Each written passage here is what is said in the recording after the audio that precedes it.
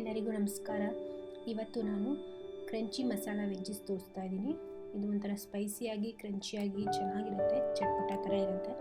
Snacks ರೀತಿಲೂ ತಿನ್ಬೋದು ನೀವು, ಇಲ್ಲ ಸೈಡ್ಸ್ ಆಗಿ ಊಟದ ಜೊತೆನೂ ತಿನ್ಬೋದು. ಬನ್ನಿ ನೋಡೋಣ ಹೇಗೆ ಮಾಡೋದು ಅಂತ.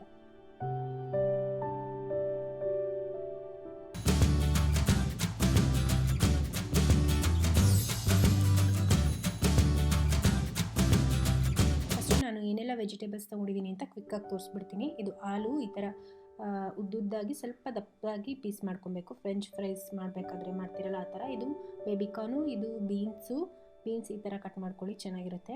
ಹಾಗೂ ಇದು ಕ್ಯಾರೆಟ್ ಕೂಡ ಉದ್ದುದ್ದಾಗಿ ಕಟ್ ಮಾಡ್ಕೊಬೇಕು. ಇದು ಸ್ವಲ್ಪ ಗೋಡಂಬಿ ಹಾಗೂ ಸ್ವಲ್ಪ ನಿಂಬೆಹಣ್ಣಿನ ರಸ.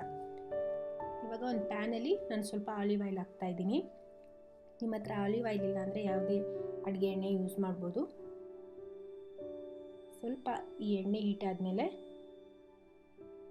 ವೆಜಿಟೇಬಲ್ಸ್ ಎಲ್ಲ ಆ್ಯಡ್ ಮಾಡ್ಕೊಳ್ಳೋಣ. ಫಸ್ಟು ಕ್ಯಾರೆಟ್ ಹಾಕ್ತಾಯಿದ್ದೀನಿ, ಅದಾದಮೇಲೆ ಬೇಬಿಕಾರ್ನ್, ಅದಾದಮೇಲೆ ಆಲೂ ಹಾಗೂ ಬೀನ್ಸ್. ಇಲ್ಲಿ ನೀವು ಇನ್ನೂ ಯಾವ್ದಾದ್ರು ಎಕ್ಸ್ಟ್ರಾ ಬೇಕು ಅಂದರೆ ವೆಜಿಟೇಬಲ್ಸ್ನ ಆ್ಯಡ್ ಮಾಡ್ಕೊಬೋದು. ಹೂಕೋಸು ಅಥವಾ ಇನ್ನೇನು ಬ್ರೋಕ್ಲಿ ಈ ಥರ ಯಾವ್ದು ಬೇಕಾದರೂ ಆ್ಯಡ್ ಮಾಡ್ಕೊಬೋದು. ಸ್ವಲ್ಪ ಇದು ಎಣ್ಣೆಯಲ್ಲಿ ಫ್ರೈ ಆಗಬೇಕು. ಚೆನ್ನಾಗಿ ಒಂದ್ಸಲ ಮಿಕ್ಸ್ ಮಾಡಿಬಿಟ್ಟು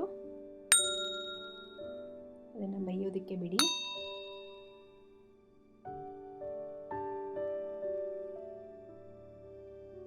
ಚೆನ್ನಾಗಿ ಒಂದ್ಸಲ ಎಲ್ಲ ಮಿಕ್ಸ್ ಆದಮೇಲೆ ಸ್ವಲ್ಪ ಸಾಲ್ಟ್ ಹಾಕ್ತಾಯಿದ್ದೀನಿ.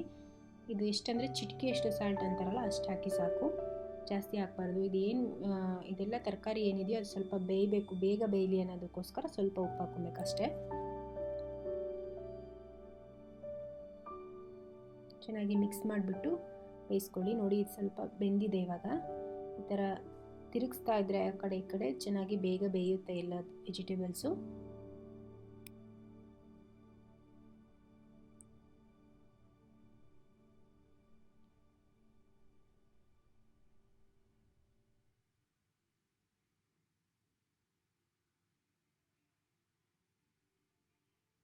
ಇವಾಗ ನಾನು ಗೋಡಂಬಿ ಹಾಕ್ತಾಯಿದ್ದೀನಿ. ಗೋಡಂಬಿ ಹಾಕಿ ಸ್ವಲ್ಪ ಒಂದ್ಸಲ ಮಿಕ್ಸ್ ಮಾಡಿ ಚೆನ್ನಾಗಿ.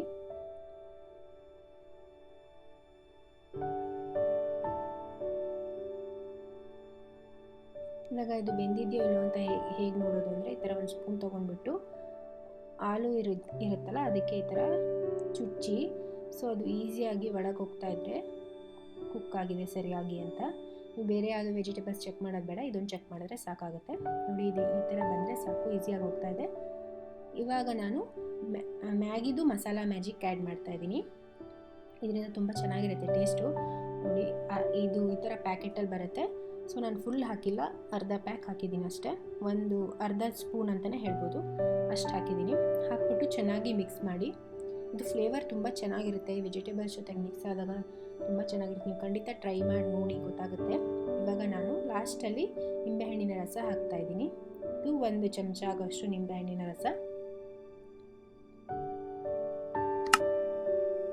ಇದಿಷ್ಟು ಹಾಕಿ 1 ನಿಮಿಷ ಬಿಡಿ. ಅದಾದಮೇಲೆ ನಾನು ಆರಿಗ್ಯಾನೋ ಹಾಕ್ತಾಯಿದ್ದೀನಿ. ಇದು ಆಪ್ಷನಲ್ಲು, ನೀವು ಹಾಕಿದರೆ ತುಂಬ ಚೆನ್ನಾಗಿರುತ್ತೆ, ಇಲ್ಲ ಅಂದರೆ ಕೂಡ ಸ್ಕಿಪ್ ಮಾಡ್ಬೋದು.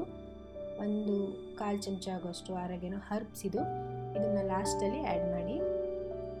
ಇದಿಲ್ಲ ಅಂದರೆ ನೀವು ಕೊತ್ತಂಬರಿ ಸೊಪ್ಪು ಕೂಡ ಹಾಕ್ಕೊಬೋದು, ತೊಂದರೆ ಇಲ್ಲ, ಚೆನ್ನಾಗೇ ಬರುತ್ತೆ ಟೇಸ್ಟು. ಸೊ ನೋಡಿ ಇದು ಇವಾಗ ಆಲ್ಮೋಸ್ಟ್ ರೆಡಿಯಾಗಿದೆ. ಇದು ಹಾಕ್ಬಿಟ್ಟು ಮಿಕ್ಸ್ ಮಾಡಿದ್ರೆ ಮುಗೀತಷ್ಟೇ, ಇದು ರೆಡಿಯಾಗಿದೆ. ಕ್ರಂಚಿ ಮಸಾಲ ವೆಜ್ಜೀಸ್ ತಿನ್ನೋದಕ್ಕೆ ತುಂಬಾ ಚೆನ್ನಾಗಿರುತ್ತೆ, ಯಾಕಂದರೆ ಆ ಮಸಾಲ ಮತ್ತು ಆ ವೆಜಿಟೇಬಲ್ಸ್ ಜೊತೆಗೆ ಚೆನ್ನಾಗಿ ಮಿಕ್ಸ್ ಆಗಿರುತ್ತೆ. ಇಲ್ಲಿ ಜಾಸ್ತಿ ಎಣ್ಣೆ ಕೂಡ ಉಪಯೋಗಿಸಿಲ್ಲ ನಾವು. ಇದು ಮತ್ತು ಫುಲ್ಲು ಸಾಫ್ಟಾಗೂ ಇರಲ್ಲ, ಕ್ರಂಚಿ ಅಂದರೆ ಹಾಫ್ ಕುಕ್ಡ್ ಆಗಿರುತ್ತಲ್ವ ಎಲ್ಲ ವೆಜಿಟೇಬಲ್ಸು, ತುಂಬ ಚೆನ್ನಾಗಿರುತ್ತೆ. ಖಂಡಿತ ಟ್ರೈ ಮಾಡಿ ನೋಡಿ ಮನೆಯಲ್ಲಿ.